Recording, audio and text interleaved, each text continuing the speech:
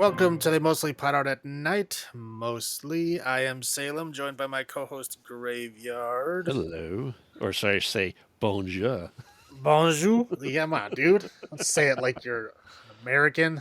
I Say am it an like you're American. France. Bonjour. There's no R. This is episode 138. 138 of our weekly All Things Horror podcast. This is the first episode of what we are March Madness deep dive into the new French Extremity movement. That's right. The entire month of March will be subtitled and, of course, soaked in always fashionable bright red blood. So this week we're watching 3 films from the earlier years, from the 2000s, and that is In My Skin. I don't know how to pronounce it, but it looks like Calvaire.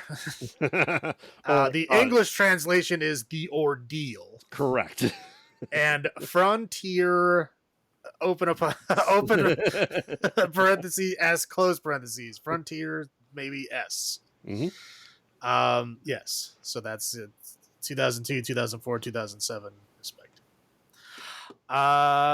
Okay. So we will start off with In My Skin in 2002, written, directed, and starring the woman that stars in the film wrote and directed the film as well. That makes a lot of sense now. Yeah. So she was heavily involved. This is like her personal project. Mm-hmm.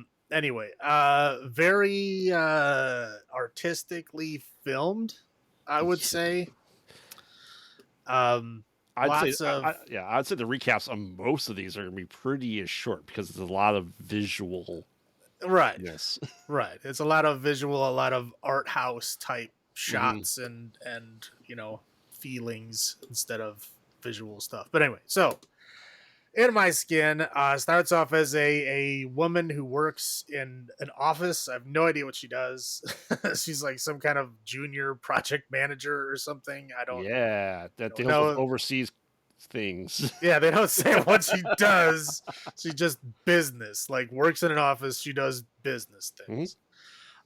So she goes to this big party. She falls down outside on like some old like building material and like shreds her leg up, right? So it's all cut up.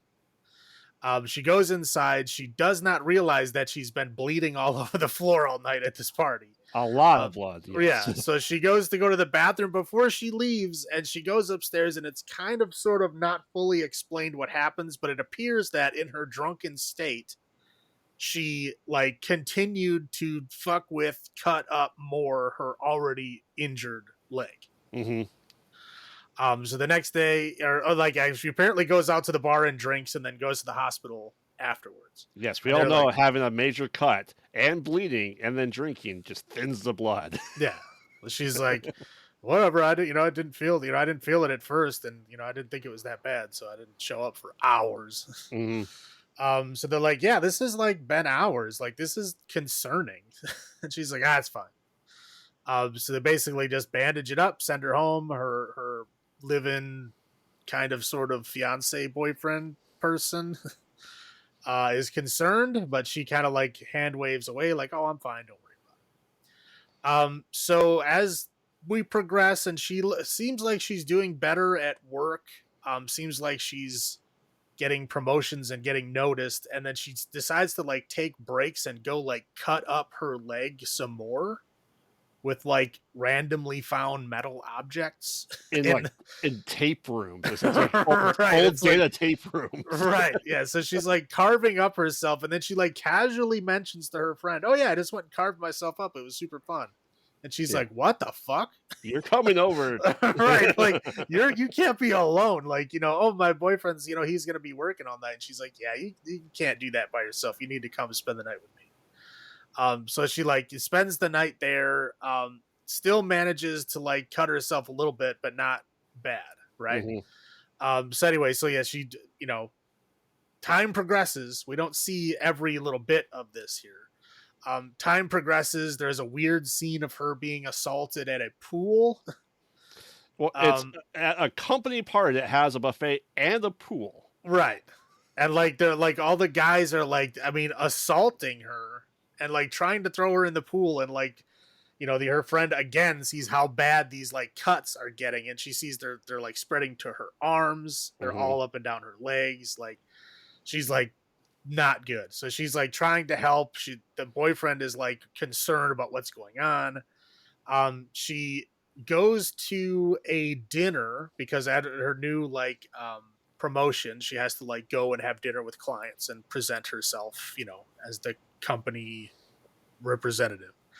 And she has like these bizarre scenes where she like can't feel her arm. Her arm is like acting on its own and doing things without her control. Like she has to like hold it still. There's a scene where the arm just like completely detaches from her body. Phantom limb, yeah. And it's just like laying on the table, and she's like looking around like to see if anybody else is noticing it, and they're not. It does eventually reconnect to her body, and to make it stop, she starts stabbing her own arm at the table. Like not obviously, yeah, but like underneath the table. Yeah, yeah. She's kind of sort of, you know, figures out that the other people are like kind of suspicious, like what the hell is wrong with her? So she goes to go to the bathroom, and instead she goes in the back room and carves herself up even more. So, you know, she realizes like, oh wow, like I cut myself up real bad, like I don't know what I'm going to be able to do. So she fakes a car accident, so that she has an excuse to tell her boyfriend of why she's so like cut up and fucked up. Right. The next day she like, you know, shows up to work late. Her boss like yells at her for like, you know, being unprofessional and not good at work. You know, he's like, you know, you need to improve, right? This is your first warning. Yep. So as a result of that, she like can't go home. She gets a hotel room and then like chews the skin off of her own body. Yeah. Like a lot. like tearing at her wrist. Yeah. Right. Yeah. She's like biting chunks out of her arms and her legs and like is really into it. Like it's filmed like it's a sex scene, but she's like biting and licking and drinking her own blood. It's bizarre. And then she ends up like skinning a huge chunk of skin off of herself. And the next scene is her in a pharmacy in the morning asking how she can preserve her own human skin. Yeah, she asked the pharmacist how to tan human skin. Right.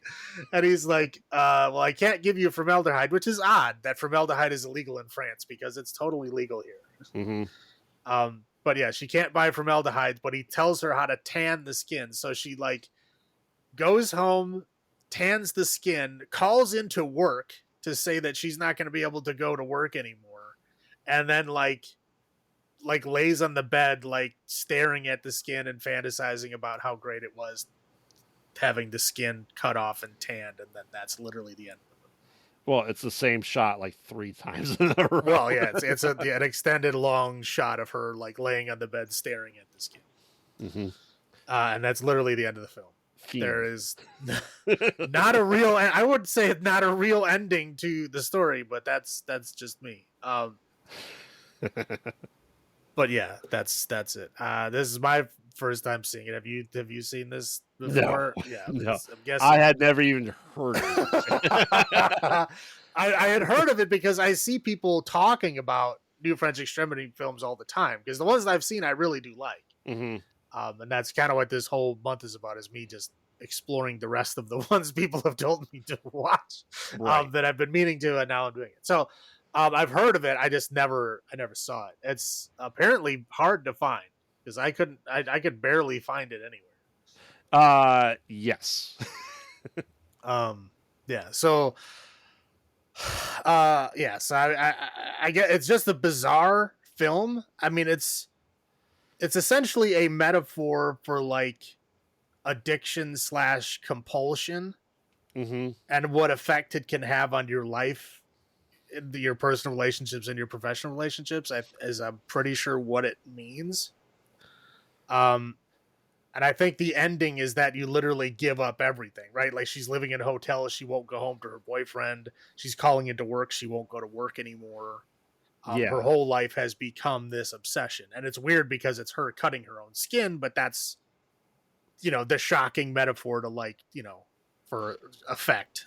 Right. And, you know, it being my first time, I'm glad I didn't know anything about this movie going into this. And it's, you're right. It is a great metaphor and, what it is. And, you know, it's a story, it's about really OCD and addiction. And there's not, as you said, an ending. There's not a, oh, she's better. There's just, she's fucked. Right. Keeping with the same tone here, I think the better ending in my mind would have been if she literally killed herself doing it. Yes. I think that would have been a better final ending than her just like staring at this kid. I think there should be like one more scene of her like literally killing herself or dying from blood loss while she's doing it, but loving every minute. Right. Because we basically got everything up until that. And the way it was going, she probably would do that. It's easily. It just ends on a very offbeat, odd note. But I guess we're in France now. So right.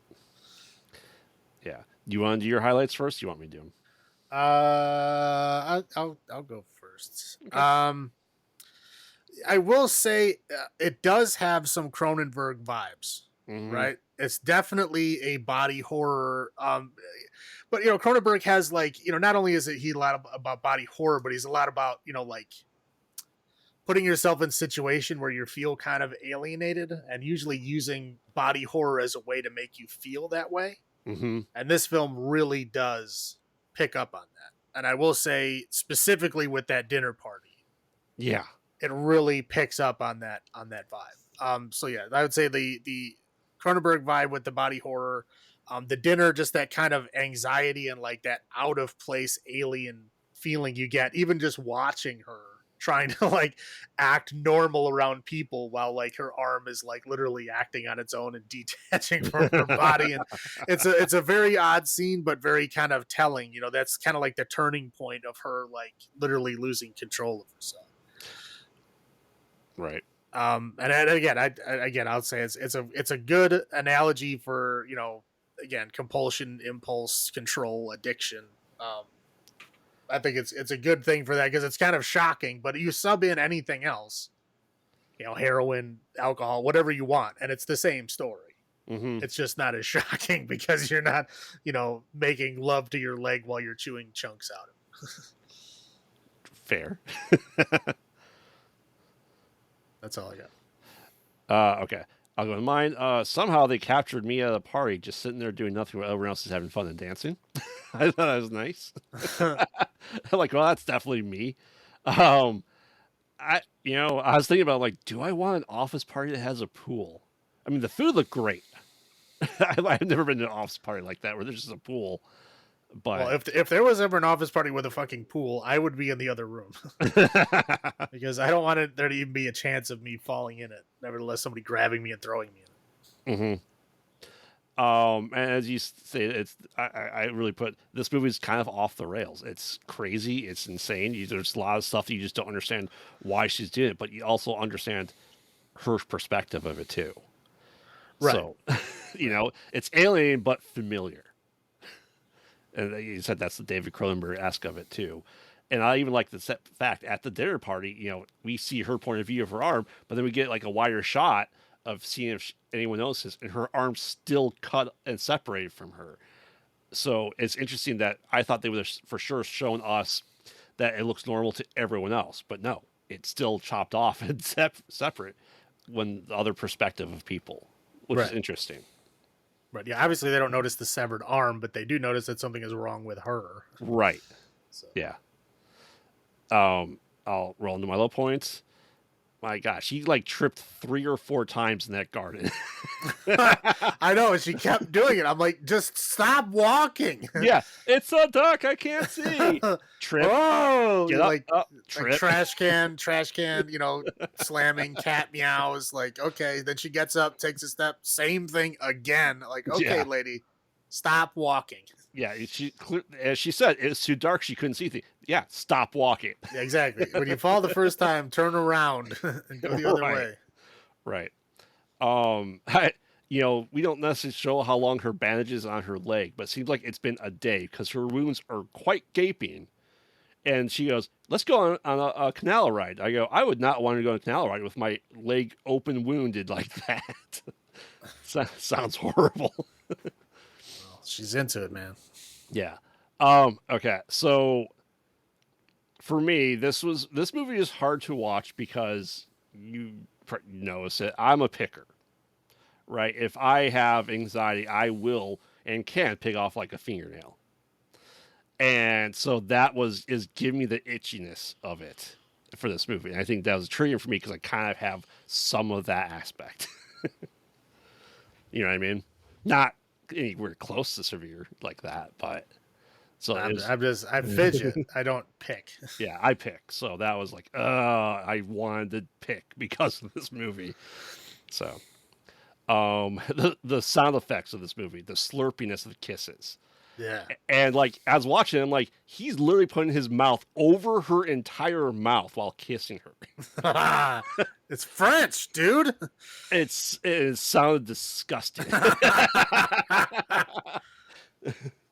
I'm like, God, we don't need the sound effects of, 2 donkey lips going. How do you know what 2 donkeys making out sounds like?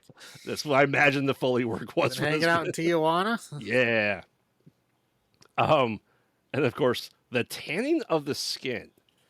Like, so the idea is, like, when you tan something, there's some chemical process to it. Like, it can't be good to eat it. Whatever she did to tan it, right? Well, I mean, as gross as it sounds, like, if you have no food and you're starving, you can technically, like, boil a shoe and eat it. Right. Because the leather will provide you with some sustenance. Not a lot. Right. But something. So technically you can. I wouldn't suggest it. No. And I thought for sure she was going to take the piece of her tan skin and put it back to where she took it from. But she didn't. No, she just like stuffed it in her bra. And saved it as a treat for later. Right, yeah. But yeah, I also agree that the ending should have been like either she's fixed or she dies. Like, you see her fixed thing. Come on, we're in the new French Extremity. She's not gonna fix herself. I know, but I'm saying like an actual ending. Correct. Yeah. No, I'm not. I agree with that. Like, I don't think she would have fixed herself, but I think they just found her just completely flayed. Exactly. Like I said, I think she should have done it to the point where she just fucking died from it. Yeah. But that's I got for my little points. How about you? Okay. The scene where she was in the bath and she was like pulling her skin. Mm-hmm. I don't know if she just has like really weird skin or something, but it seemed like a lot of skin. It was like bizarre looking to me. I'm like, what is happening? I was like, is that an effect or is that real? It was real. It was just bizarre. I don't know. Maybe my skin doesn't do that. Maybe it's thicker than that. I don't know. Whatever it was bizarre. It was like putting me in Uncanny Valley. I was like, I don't know what is happening there. I don't want to know. Like you said, yeah, the cutting and chewing sounds are a little excessive. Mm-hmm. There's a lot of slurping, like just weird noises. Like, okay, we got it. Well, I almost think I meant to write this down. The cutting and the chewing sound almost identical. Right. Yeah. It's like they had one sound effect that just kept like manipulating it. Yeah, that pool assault just bothered me, man. I was like, how is that okay? Like, how is anybody okay with that? Everybody was just like, oh, it's so funny. No, it was like 4 dudes like assaulting this poor woman, and she's like clearly saying no. And then everybody just laughing. Yeah, everybody just laughing. I'm like, wow, this is assault. Please stop. Mm-hmm. Yeah, like I said, the ending I wanted just a little bit more. We already talked about that, and I would say the consistency of the blood in this movie is more akin to water. It's Yes. very thin, and like when it pours all over her face, it's not like blood. It's like water blood. It's like blood colored water. Mm-hmm. Um, yeah. So it looked okay sometimes, but sometimes it was a little too thin. Like things that should have been like covered in blood as they traditionally would have been weren't. They were just kind of like pink because it was just like blood dye on the skin. Yeah, I mean, I agree with that, and it's almost like the practical effects need to be more because she's like stabbing herself and there's barely marks, honestly. Right. So, that's all you got. Oh yes. All right. So in my skin, 2002. You want me to go first? What are our olives for this week? I just did red flags because there's the red flags in all these films, and everybody continues to ignore them. It's like, okay, red flag, get out, get away, and no one, nope, everybody's fine. Yeah. Like like the woman in this movie is like, oh, it's fine, it's under control. I don't know. I felt like cutting myself, and he's like, oh, all right, Let's no, like let's that's not all right. let's make out. Yeah. I mean, eventually later on, he was like, this is fucked up. You need to stop. But like, that's why she had to fake the car accident to like cover up her injuries. But Mm-hmm. in the beginning, he was like, oh, that's weird. Please don't do it again. That was it. Done. Yeah. All right. You want me to go first? Sure, if you want. Okay. Like I said, it's an interesting movie. It's definitely falls in the new French Extremity, and it's unnerving in the right ways. Like I said, it got to me to the point where I felt unnerved in my own skin. So I give it kudos to that. The pros and the cons of the movie, the highs, lights, and low points, they're there. It's just something you have to watch. Yes, and it's something you have to pay close attention to because subtitles, right? So this is a good way to make sure that you aren't distracted by anything else because I don't speak French, so it's really hard for me to know what they're saying. So, all in all, it's a decent movie. So I will give this 7 red flags out of 10. How about you? Um, I won't quite go that high. I did enjoy it. I did think it was good. Mm-hmm. There is some, uh, again, not bad. Like, I mean, I think you should still watch it, but I would, Mm-hmm. a 6. I'll give it 6 red flags. All right. Okay, so now we'll move on to Calvaire. From 2004, yes. So we open up with Mark Stevens, who is preparing for his show, and he's entertaining the old folks at the old folks home. He's, I guess he's classified as a pop singer. Okay, sure. He's a Anyway, lounge singer. I mean, I definitely wrote lounge singer on my notes. That's what he is. So anyway, he does the show, and then one of the old lady goes, "I saw you staring at me. I know I might not be here next year for Christmas. What can I do for you? Touch me here." No. Yeah, she's like 80 years old. He's like, "No." All right, and he goes to go into his like mobile home essentially because it is his home. And like the nurse is like, "Oh, you're so great. I want to kiss you. I want to hug you." I'm like, what is going on with this dude? She's like, "All right, well, here, I want you. Here's the money." And then I'll say it now, we found out there's just naked pictures of her that she gave to him too. All right, cool. And he's driving to prep for his Christmas show because this is a surprise Christmas movie. I mean, kind of. Right. Anyway, Christmas is mentioned. right. And he's driving along and kind of gets stuck. There's something on the road that he didn't know what it was. Kind of he got around it, but he gets stuck and he meets Boris, who's looking for his dog. He's like, "I'm stuck." "Yeah, just leave your van here. Come in here." And he goes, "Mr. Bartel, I got someone for you." And the way he says it, you understand after watching the movie the way he says it, why he says it that way. So anyway, he's like, "Yeah, this is an inn that no one comes here anymore. But yeah, I got a room for you, blah, blah, blah. Let's have some bread. That's your supper. Cool." And he's like, "Okay, we'll take care of it." He wakes up in the morning and, Mr. Bartel is, you know, towed his van to his house or the inn. It's like, hey, I'm a mechanic. I told the mechanic, he's not going to be in until tomorrow. Let me see if I can't look at it. He's like, oh, okay, cool. Like, I'm just going to go for a walk. He's like, yeah, don't go to the village. Why? Don't go to the village. All right. Weirdo. And he kind of goes to the village. as you do. And they abuse some veal, let's say that. Yeah. They make sweet, passionate veal love to the mouth of the veal. I didn't. I was trying not to look too closely. Yeah. It's young and supple, as they said, and they can go. There's something wrong with it. Maybe they're all inbred. It's quite possible, or they've been part of the brood. It's entirely possible. So he goes back there. He's like, yeah. Oh, while he's out for the walk, the Mr. Bartell goes through his all stuff. He's like, oh, ooh, and he finds the money and the naked pictures and finds the cell phone. He's like, yeah. After he broke into the back of the car, of course, and went through all the stuff. He's like, oh, he's an artist, and he tells a story. Like, yeah, I was an artist too. It's the battery. We're gonna get the battery tomorrow. Don't worry, we got it taken care of. Well, wake me up, so I have to be on the road. I have a long drive. He's like, yeah, sure, no problem. So he's like, hey, I made you some dinner.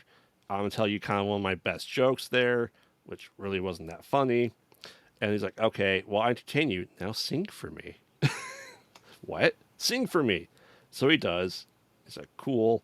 You kind of learn about the Mr. Bartell's wife that he's like, oh, she's not here anymore. Did she die? No, she left. Oh. All right. Well, she took my humor with me, so blah, blah, blah, blah, blah. Anyway, he goes to sleep and he doesn't wake him up. And he kind of essentially wakes up to him like destroying his car. Well, he wakes up. Oh, yeah. Tries his phone because he was talking to the mechanic and realizes the phone is dead. It never worked. Right. Goes into the Mr. Bartell's shack, I guess, and finds. Well, he goes to start his van and nothing happens, and he opens the hood and sees that the battery is completely missing. Right, and that his back of his van was pried open. Right. And then goes to Bartell's room and finds his pictures of that nurse that wants him, finds his cell phone, and then realizes that Mr. Bartell starts just destroying his shit out of rage, right? We see kind of now the unhingedness of Mr. Bartell. So anyway, kind of while that's going there, essentially he finds him and he's gonna start lighting the van on fire even too, and he knocks him unconscious. He wakes up and he's just dressed. He's in a dress. Right. Cool. And essentially, he's like, I'm gonna cut your hair. Don't worry, I won't make you ugly. I'll take care of you. I'll protect you from the villagers. And now we realize that Mark Stevens is now Mr. Bartell's wife. Correct. To the point where he's like, hey, I'm putting you on my tractor. Let's go get a Christmas tree. You go out to get a Christmas tree. As he's chopping it down, Mark leaves and runs through the forest, and it gets in a snare essentially, to the point where he's there all night and can't get out.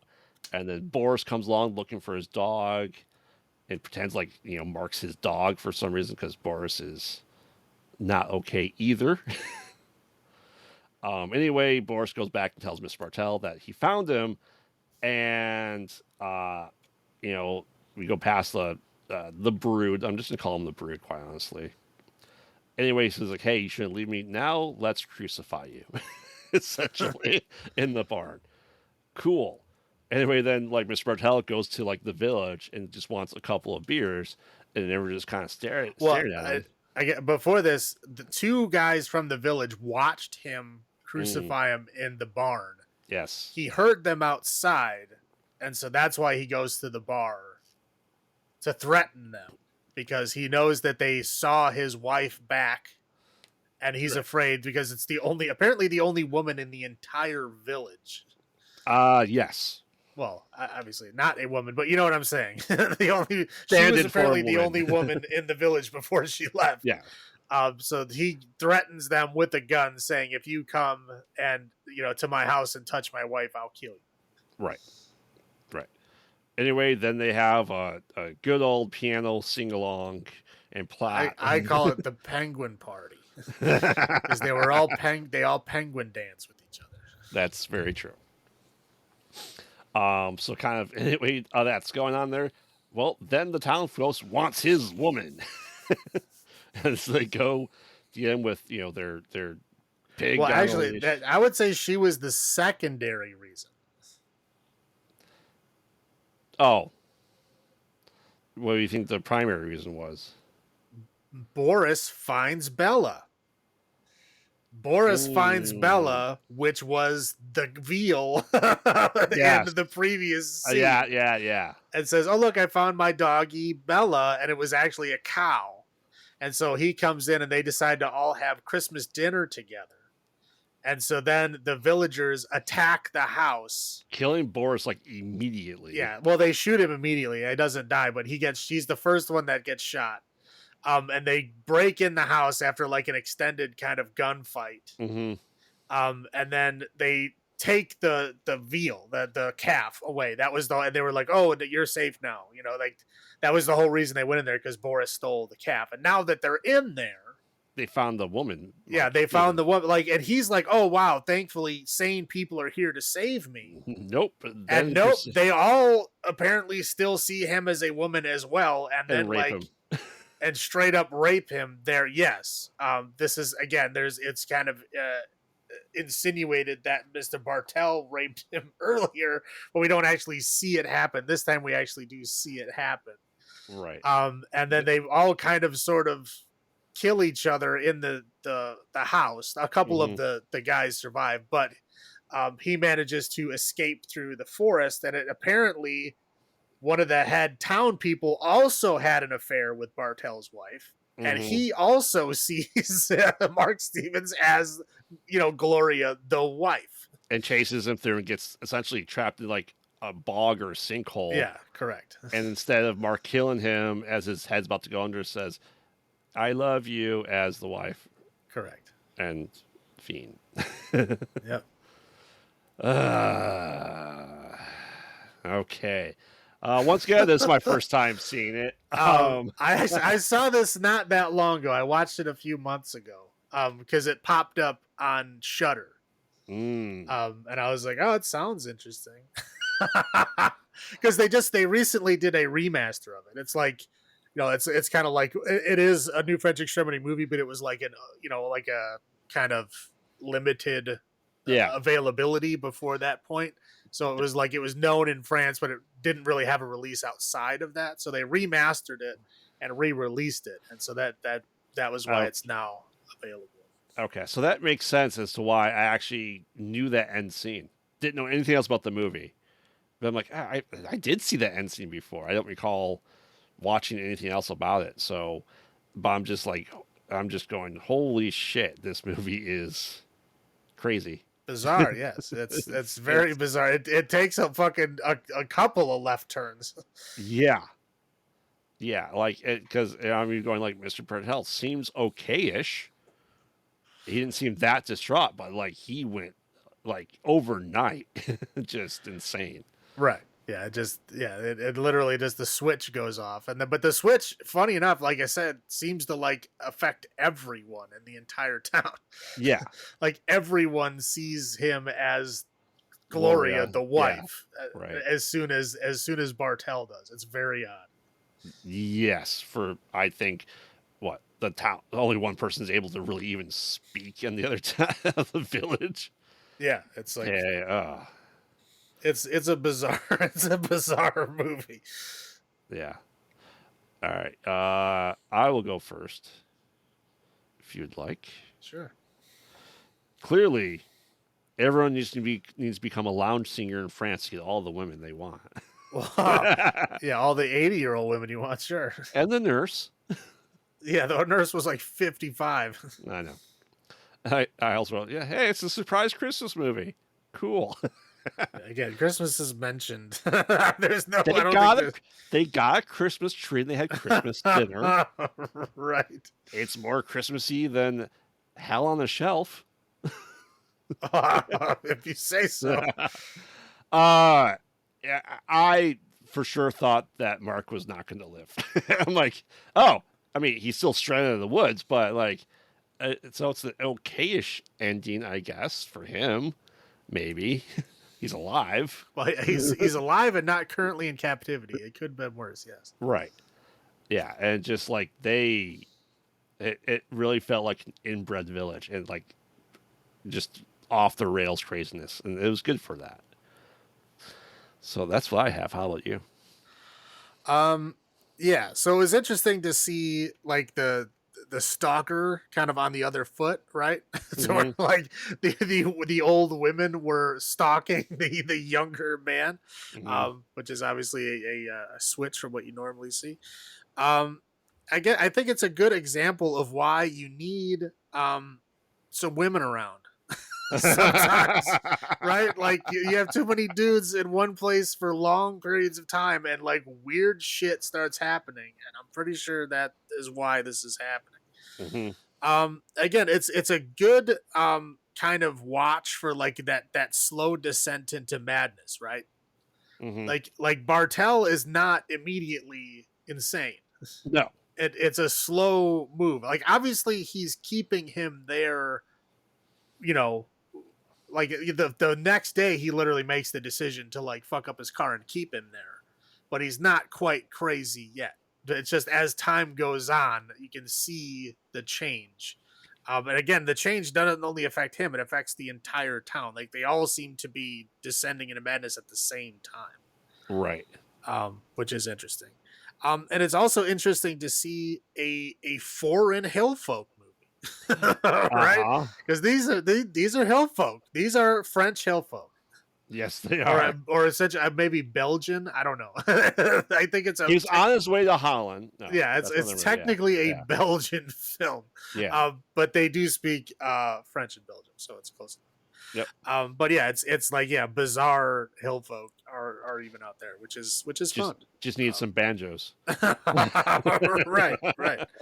I don't know if they have banjos out there. They might be like hurdy-gurdies. Ooh.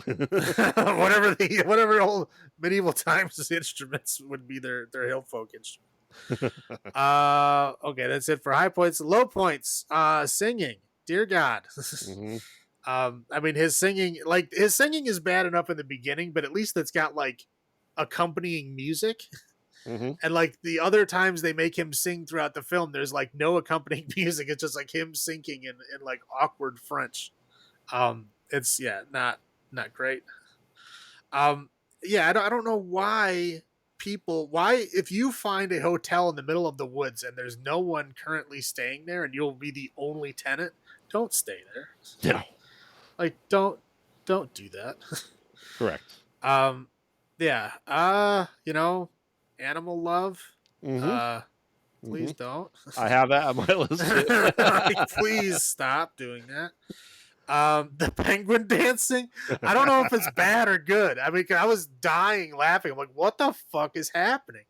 I was like, they're either like penguin dancing or they're pretending like they're Monochiwans from Fifth Element.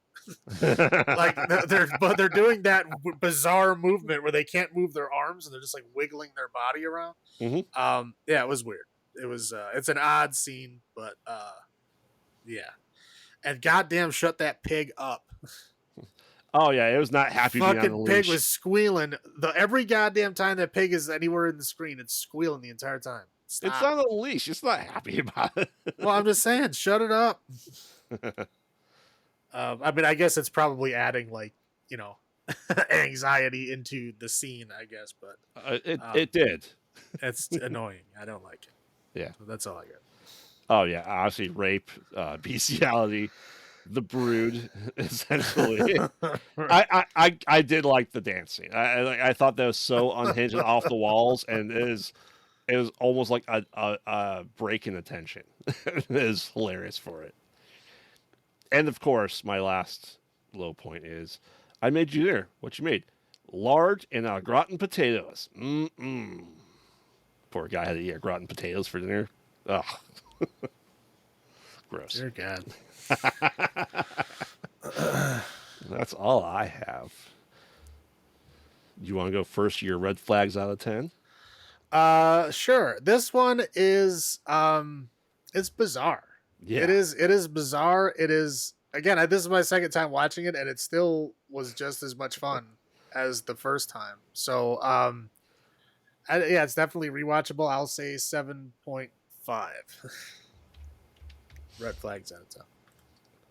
Yeah. I don't know. Like I was thinking about this the Autos before the show. I'm just like I'm trying to figure out which ones I like more than the others. And I I think this is dead even with In My Skin. So I'm going with 7 red flags out of 10 for this one as well. It's just it's different. It's not better or worse, it's just different.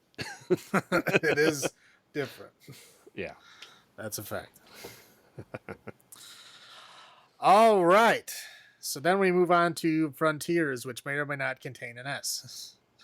From 2007. Now, this movie is interesting because this movie is technically in like a alternate timeline where like a fascist regime takes over France Yes. in 2007. Anyway, so it's like, as France does, there's riots, right? Because France loves a good riot. Yeah. So anyway, so yeah, the right wing party is taking over the government. So the left wing is, of course, rioting and fighting. There's guys that they say that they're supposedly like, fighters for the left, but they basically just seem like criminals to me. Oh, they're criminals. Yeah, so that they steal a bunch of money. They don't really say why, but they kind of like try to make a point that, oh look, they're on the left. I don't know why they do that, but maybe it means something in France. But they're essentially just criminals. So there's a girl, Yasmin. We find out that she's pregnant, and she literally tells you in the opening narration of the movie.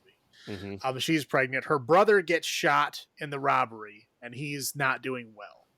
Her ex-boyfriend / baby daddy and his two like crazy criminal friends are that's the whole group that they have, the 5 of them. Right. So they essentially they run away from the cops and they decide that they're going to split up and then meet in this like hotel in the middle of nowhere that apparently they did not pre-screen.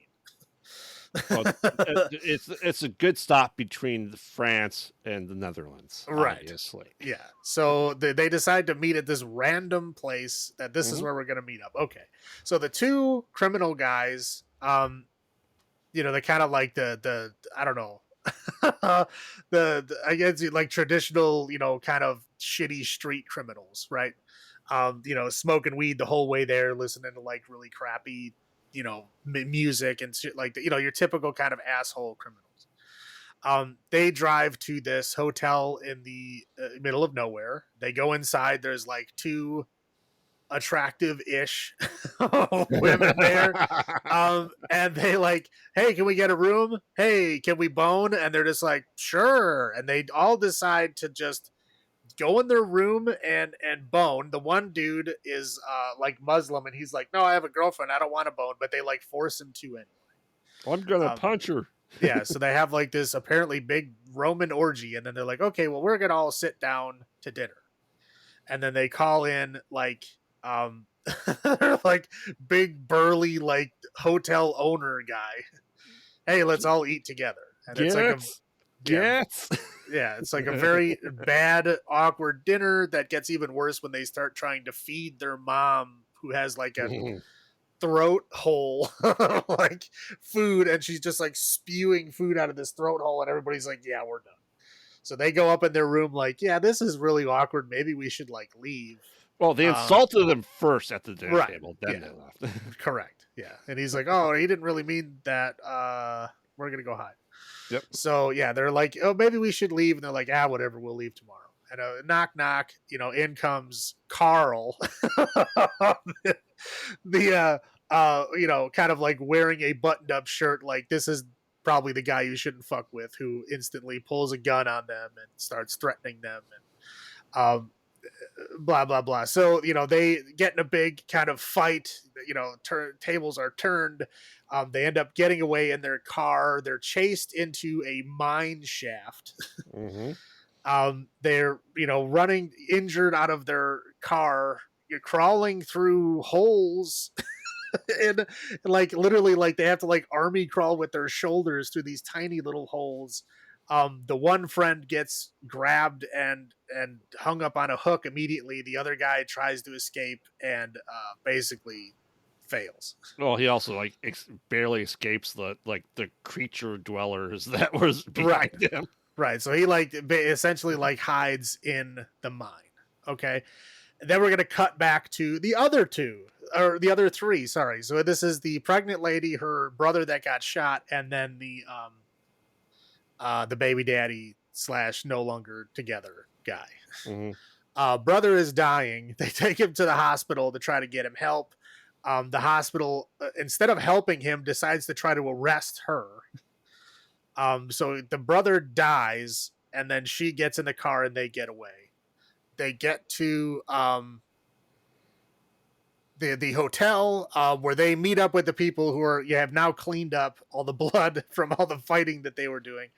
And they're like, "Oh yeah, can we get a room?" And they're like, "Oh, sure, but your friends were here, but they're in this like house down the road. You want to go with us? Well, you give us a ride and we'll all go together. We were going to go there anyway." Okay. So they all get in this car, they go down the road and go to this old like kind of like rundown abandoned like manor house. It reminded me of the house from like Oddity. Right. Yeah. So they they all sit around like they're gonna like eat dinner. There's different people at this party. There's the two like attractive ish women, then there's like this younger girl with like a hunchback, maybe 15, maybe 30. Yeah, exactly. Who fucking knows? And then there's like this big huge dude named Hans. Okay, call him what it is. He's discount Leatherface. Well, he doesn't wear a mask though. But he's discount Leatherface. So Hans, and then Carl and that shows up as well. They're all having like this very awkward like dinner. And then the father comes in, who is the Fuhrer. Yeah, it's very odd because he's speaking French, but it's in a German accent. It is odd hearing foreign languages spoken with an obvious accent. It's very interesting to me. But yes, he's speaking French with an obvious German accent. They see like stuff on the walls which are like obviously like Nazi weapons from World War II. Like the dude is literally dressed in like Nazi uniform, like without the medals and stuff, but it's like these are Nazi uniforms they're wearing. But they basically kind of realize like, like this is bad. Like we should not be here. So they essentially, he goes to take a leak. And then goes in the back room and finds the one criminal guy that was hung up on the hook. He's not quite dead yet. And he tells them, and he tells them to run. So they're like, oh shit, like stuff's going down. So they go he goes into the other room. He wasn't in the room when the Nazi came out. So he goes in there like, we gotta go. Like right now. And so they, madness ensues. We cut back to the other criminal guy who was like hiding from the creatures in the mine. He has a game of cat and mouse with Hans. He ends up closing himself in like a steam room. It's essentially it's a steam room, but enough to cook a person. Yeah, so it's like So he gets steamed and cooked, and then Hans shoots him in the back, and he dies. Yeah. So baby daddy and the pregnant girl get captured by the Nazis. They literally chain them up in like a pig cage. And they're like, oh, this girl is gonna be our new family member. We got to go get things ready. So they leave. No, she's not pure. Correct. Yeah. They go into that more later, but right now they're just hinting at it. So baby daddy and her are like trying to pull the chains out of the wall. They manage to pull her chain out, but they can't pull his chain out. Mm-hmm. So she gets out. She has to dig through nasty, wet pig shit and piss to Mm-hmm. get out of the cage. She manages to escape and run out of the area. They go back to him and they're like, "Oh, where is she?" And he's like, "Fuck you guys." So they essentially, I think it's a little bit later that this happens, but I'll just cut him out of the story now because he doesn't do anything else. Oh, he gets his Achilles tendons clipped. Yeah, so yeah, he gets his Achilles tendons clipped, and then very shortly afterwards, the Nazi guy asks him, "What? I'll give you one thing, one wish that you can ask me. What do you want?" He's like, "Kill me." So he does. Yep. It's like, okay, then what was the point of all the Achilles tendons shit? If you're just gonna 'Cause shoot they him could. 2 minutes later anyway. Yeah, so he kills him. She manages to escape the house with the help of the hunchback girl. Mm-hmm. Who is like kind of feels bad for her anyway. So she escapes. She finds a car on the road. She flags it down, and it's Goats, Yep. who we know is a bad guy, but he was not at the table when they were there. Yep. So he goes, "Oh yeah, by the way, I'm bringing you back home." He punches her and knocks her out after she starts screaming. She wakes up and she's been like cleaned and changed, and she's staying in like this like hyper weird like old timey like little girl's room. Yeah. So the hunchback girl basically like helps her like clean up and get ready, and they talk, and she's talking about how she had babies and all the babies that they have aren't right, so they live in the mines. And so there's like all the children or creatures that right. live Yeah, in the mines. they look like they're like the crawlers from the scent. Right. Yeah. So that they all the babies that have problems get dumped into the mines. And she has had 4 of them so far, and she's pregnant with the 5th. Mm-hmm. And again, like I don't know if she was just like stuck mentally as a child, or if she actually was a child. It's like who knows? Well, I mean, her backstory is that she tells us essentially that she was taken as a kid with the promise one day of her parents coming to get her. Right. Well, yeah, that lies that they told the children to keep her, right. quiet and docile. Right. But again, we don't know if that was like recent or if she just is like mentally scarred enough to like permanently stay there. Right. We don't know. She's got like pigtails. She act like she's 12, but like she's had 4 children already. So like obviously she's at least a teenager. Right. I don't know. Whatever. She's kind of like one of those ageless type people. So anyway, she gets cleaned up. They go down to dinner.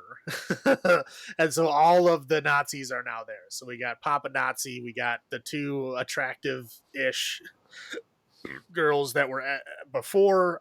We get Goats and Carl and Hans are all at the table. Goats is kind of like, I think he's technically the older brother, but he's like the black sheep. They don't say why he is, just that Papa does not like him very much. Mm-hmm.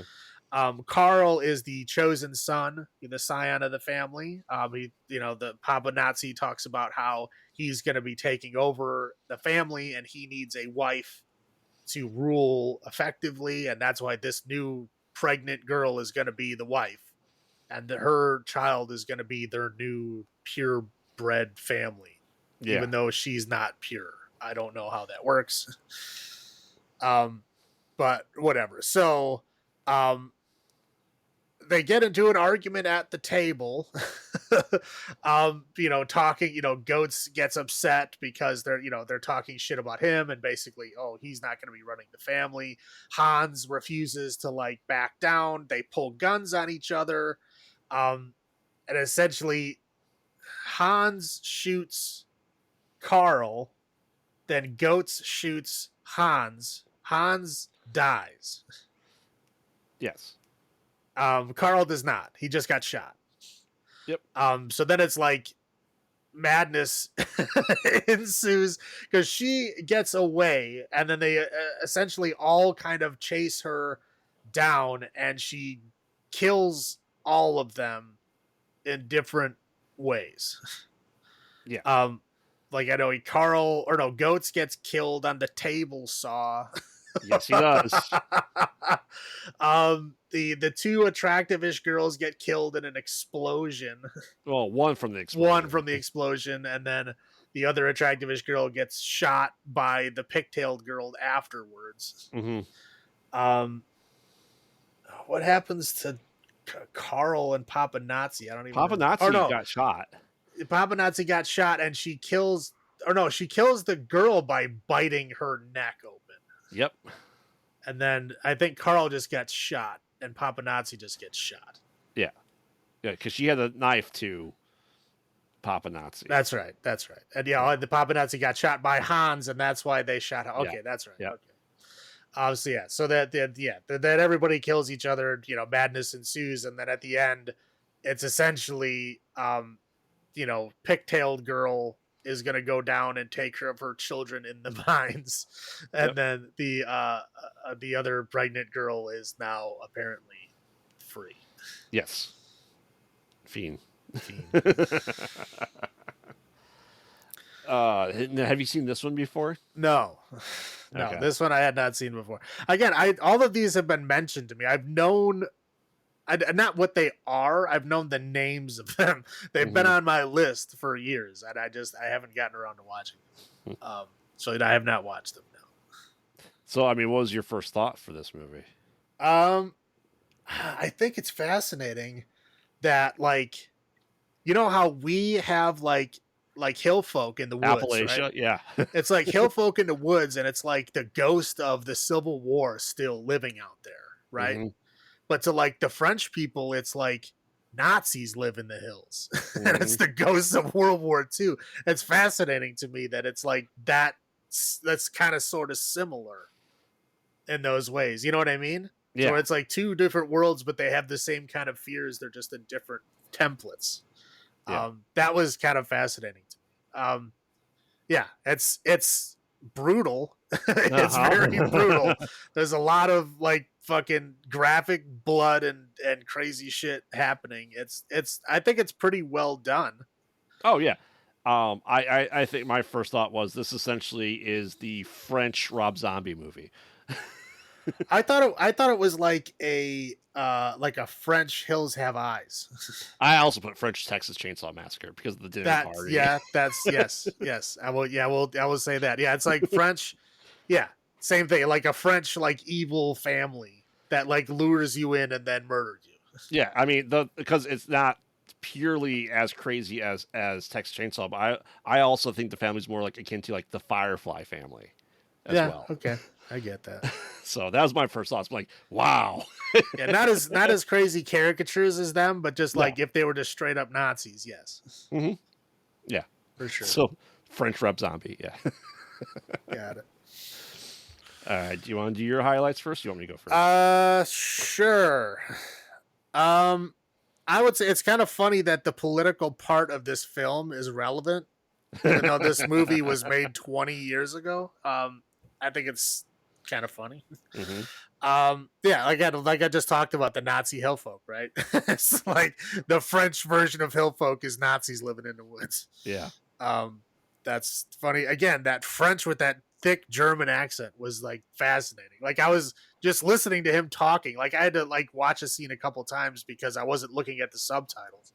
I was like listening to him pronouncing the words in obvious German. I'm like, I wonder how many, I was thinking this, I was like, I wonder how many other movies, like, you don't catch it because obviously you don't speak the language. So you can't, if you don't speak the language, you don't know if they have an accent in that language. Right. And I was like, there's probably a lot of like little, like, things like that you miss in foreign movies that you just don't get because you don't understand that context of accents, right? Like you can't tell when somebody's obviously foreign because you don't know what they're saying anyway. Right. I thought that was just an interesting thing. Again, I thought the blood and the gore effects was good. There's a couple of I guess I'll like kind of exceptions to that I'll talk about in a second, but overall the blood and the gore was good. And it was kind of funny that all the music in the film was in English. Yes, it was. And I was like, wait, is this song in English? It is. Like, it's weird. I thought that was funny. That's all I got. Yes, honestly, the best hotel in the world. Oh, for sure. We have a room. Uh, Yep. Can you come to my room? Sure. yeah. Sweet. I actually watched this movie before Calvaire. I'm like, countryside horror of another country. I'm like, yeah, it's interesting. As you said, it's that as we talked about the Appalachians, they're Nazis in the hills. It was refreshing. It felt American in a way because we're so used to that, as we said with Texas Chainsaw, with Rob Zombie, with Hills Have Eyes, but just on the other side of it, which is pretty cool. I enjoy it a lot for that. And okay, so and this is the part that I didn't know for certain because in generally in American horror movies, if a woman goes she's pregnant, we go, oh, she's not going to die. But New French Extremity, you don't know. You know what I mean? Correct. And I thought for sure she was going to die. I thought this was going to be, a no final girl. It's going to be a Rob Zombie Firefly family where everyone's fucking dead by the end of it. I'm like, I don't know, but she lives, which is actually really surprising to me. And that, I thought that's kudos. It's just like interesting. I said I thought for sure she would die. So like I said, I enjoy all the elements of it. I'll roll into my low points. Pork fat hole. That was disgusting. I mean, obviously they are cannibals because they have an entire cellar where they're dry aging people essentially. And that poor guy that he went through, his fingers getting shot off, car crash, going through the mines, or like a hatchet to the head, just to get his little unceremoniously cut at the end. Right. And hooks. He died after he was hanging from hooks for hours. Yeah. Yeah. I'm like, God, that poor guy. Obviously being steamed alive. Oh. Steamed hams. Yeah. And I don't care if they say, oh, small boobs. All boobs are equal, sir. Okay. He was saying it in a positive way. Okay. He was saying all right, small boobs. He was saying it like that. Okay. He wasn't being like, oh man, no. He was like, okay. Oh yeah. He was excited. While you're in the middle of a hotel in the middle of nowhere, don't be a dick to crazy. Yeah, how about don't be a dick at all? If you're outnumbered, just shut up. Yeah. If shut up. Now, I'm not saying they wouldn't have done the same thing regardless, but I'm saying they're always it's always that trope now is that these people are clearly crazy. Fuck you. No. Be kind, be nice, go along with it because you might be better off. And of course, Nazis. I mean, of course. Of course. We think we wouldn't have to say Nazis bad in 2025, but yet here we are. Yeah, they never seem to go away. Nazis bad. And you talk about the practical effects. Yes, that explosion was atrocious. She's engulfed in flames that she's barely scathed when she comes out. Well, I would say the practical effects were great. It was when they used CGI, it was horrible. Oh, the saw blade in the neck? Yeah, the saw blade in the neck, the gunshots on the wall, in the beginning of the film, were hilariously bad. Yeah. So, but that's what I have. Why don't you roll into your low points? Yeah, I just said it. First one with the CGI and the gunshot, the scenes that CGI were in were not great. Feeding Mama, dear God, that was disgusting. It's please stop with this scene. Please stop.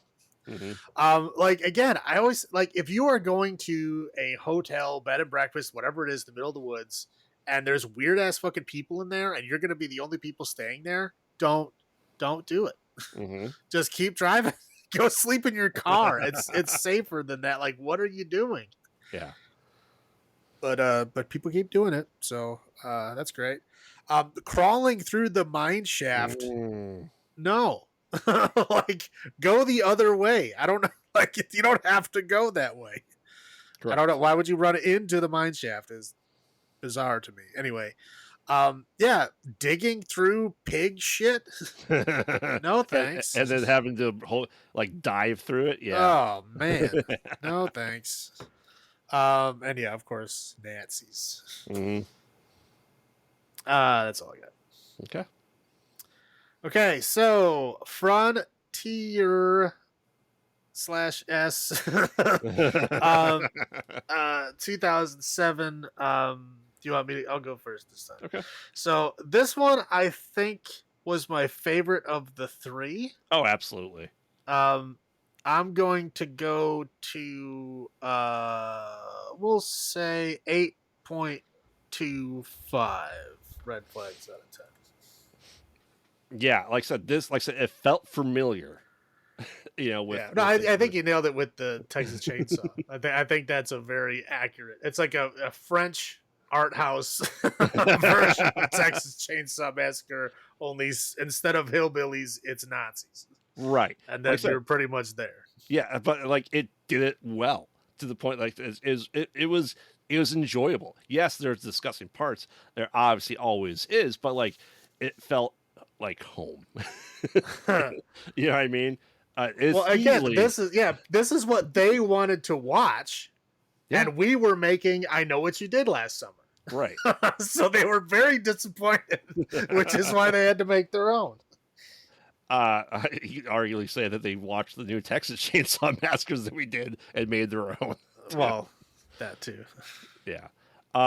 Easily the best of the three for me. I'm going to go to 9 red flags out of 10. This is an enjoyable movie. It's not yes, there's body horror, but it's not like the same effect as the other two. You know what I mean? Yeah, no, it's like a Texas Chainsaw. There's definitely body horror involved, but it's not as intense as some of the other stuff. Right. So no, I very pleasantly surprised with this movie. You thought I wasn't going to be necessarily a fan of these, but yeah. Well, I'm glad you're having fun, buddy. Exactly. All right. Anything else you want to add? No, have to go eat some escargot on some baguettes. All right. Our March Madness deep dive into the new French Extremity continues next week with a second helping of au gratin potatoes. No, of films from the earlier years of the movement. Next time we're doing Shaitan or maybe Satan. It's Satan, not in French. It's like Arabic. I don't know. I haven't seen it. Trouble Every Day and Them. I have not seen any of these. Have you seen any of these? Well, it's not the them that are not. It's not the giant ants from the. No, it is not the giant ants. It's another one. But yeah, I haven't seen any of these, so they'll be fun. So remember, bring your berets and baguettes. Ooh. And try to avoid all the brooding stares. And remember, we watch bad movies, so you don't have to.